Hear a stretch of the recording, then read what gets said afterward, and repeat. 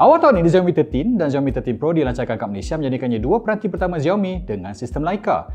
Dan dengan harga bermula 3499 untuk Xiaomi 13 dan 4599 untuk Xiaomi 13 Pro, ramai merungut di ruang komen mengatakan kalau harga mahal macam ni, lebih baik beli Samsung ataupun iPhone.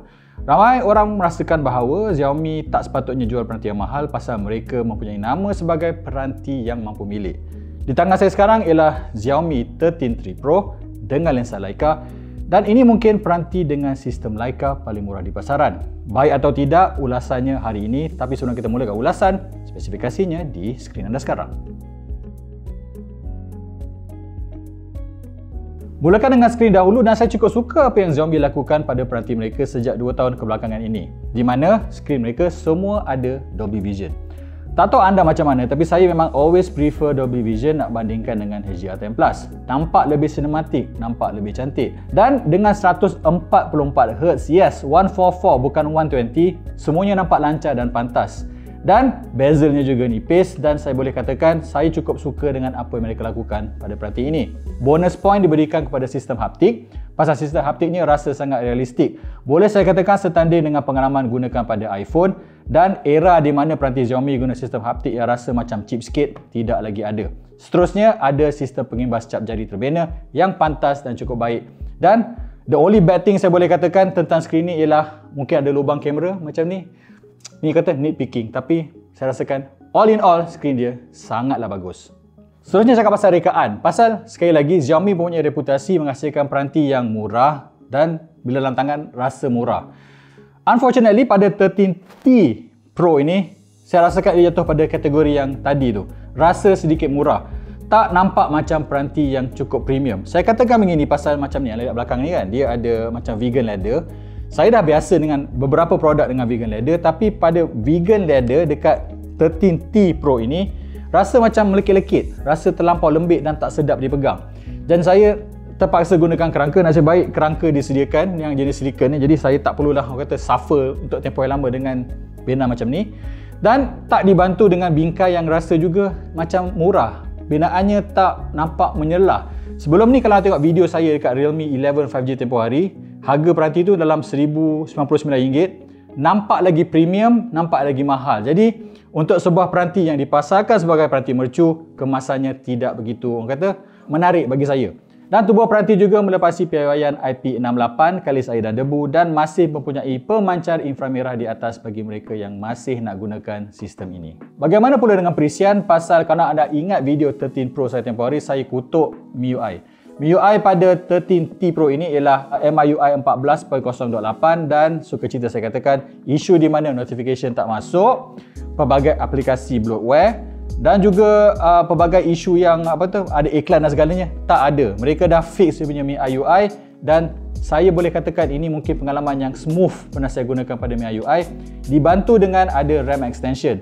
RAM extension, memori mayanya ada option 4, 6 ataupun 8. Secara lalai diberikan ialah 6GB.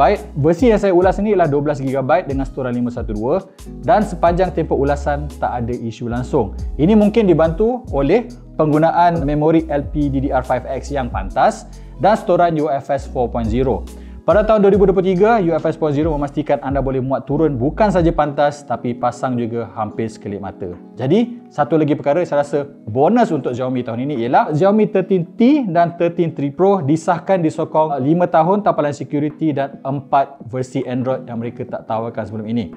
Jika anda cari sebuah peranti Xiaomi yang boleh guna paling lama, inilah peranti yang saya boleh sarankan kepada anda sekarang. So macam mana pula dengan pemproses Dimensity 9200 Plus yang jarang digunakan pada peranti lain, dan saya boleh katakan ia memang setanding dengan Snapdragon 8 Gen 2. Makanya anda boleh lihat di skrin sekarang, markah penanda arasnya, dan anda boleh lihat ianya memang sama taraf dengan 8 Gen 2. Nak main game macam COD Mobile ataupun Genshin Impact pada tetapan paling tinggi memang tak ada isu. Malahan saya dah test main 6 ke 7 round COD Mobile multiplayer ranking, ianya hanya sedikit suam, tak panas langsung. Masalah pemanasan hanya berlaku bila ambil gambar yang saya rasakan agak pelik. Lepas ambil 10 ke 15 gambar, peranti mula merasa panas bukan suam. Dan saya rasa ini adalah isu yang mungkin optimization untuk ISP tak berapa bagus. Tapi untuk menjalankan aplikasi harian dan juga promo, saya rasakan tak ada isu yang besar berlaku. Di awal video ini saya bercakap tentang sistem kamera Leica. Pada 13T Pro, Sistem kamera yang digunakan ialah 50 megapiksel sudut lebar, 12 megapiksel ultra sudut lebar dan 50 megapiksel telefoto. Berbeza dengan 13 Pro tempoh hari menggunakan sistem 50-50-50 untuk lensa yang sama. Namun begitu, pada 13 Pro, sensor yang digunakan ialah 1 inch. Jadi pada 13T Pro ini tak ada lagi sensor 1 inch dan hasil gambarnya boleh anda lihat di skrin anda sekarang. Warna nampak pop, lebih-lebih lagi dalam situasi di mana pencahayaan mencukupi dan saya cukup suka imej yang diambil menggunakan Leica Authentic. Kalau anda nak warna yang lebih hidup, saya boleh sarankan Leica Vibrant. Semua begitu, satu perkara yang saya rasakan perlu anda tahu ialah tak ada lagi mod Leica Black and White. Saya tahu bila anda gunakan kamera Leica, mod ini antara yang popular, jadi ketiadaannya pada 13T Pro amat saya sedari. Bagaimanapun pada lensa lain, harus saya katakan bahawa bila saya pergi ke ultra wide misalnya, memang nampaklah perbezaan pasal 12 megapiksel tak sama dengan 50 megapiksel. Imej nampak lebih lembut, khususnya pada waktu malam. Kekurangan ini mula kelihatan lebih ketara. Satu lagi yang perkara saya rasa anda harus ketahui ialah pada 13T Pro anda boleh lakukan zoom sehingga 20 kali saja berbanding 70 kali yang boleh digunakan pada 13 Pro. Akhir sekali, mari cakap pasal bateri 5000 mAh dengan pengecasan 120 watt.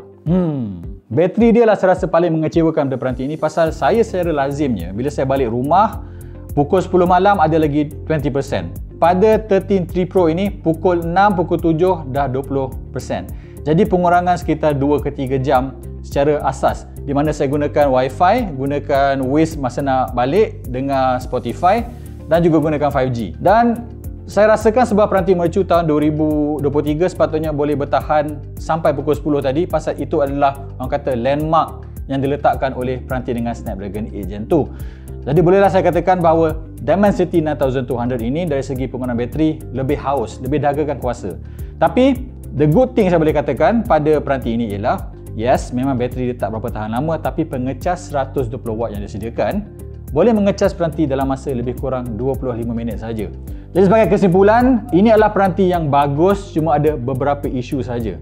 Saya rasakan jika anda memang cari sebuah peranti dengan lensa Leica pada harga yang lebih mampu milik, inilah peranti untuk anda. Jika anda memang nak cari peranti 144Hz, lensa Leica utama yang best, prestasi permuaan yang memuaskan dan sokongan 4 versi Android dengan 5 tahun tampilan security dengan IP68 lagi, ini adalah peranti yang saya boleh sarankan dengan anda tanpa sebarang isu.